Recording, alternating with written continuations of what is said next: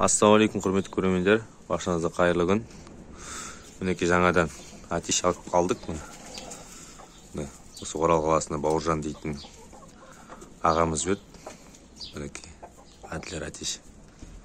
Өзімнің атишім уже ауыртып тұр уже. Бұны сойып деймін қазір. Мына атишті берді, әкеп берді. Бағасын беріп жіберіңіздер атиштің. Мінекей өзімнің тауықтарым, кеше алған 5 тауық. Және сосын мұнда Әділер тауық жатыр міне. Жұмыртқа тумаған сөйтті. Жұмыртқа тумаған екен. 1 сағат болды жатқан ананы. Әлі жұмыртқа туа алмайтын мына өрдеме. Осы, короче, міне. Сіздермен жаңалықтың көрсетіп отқан міне атиш келді деп.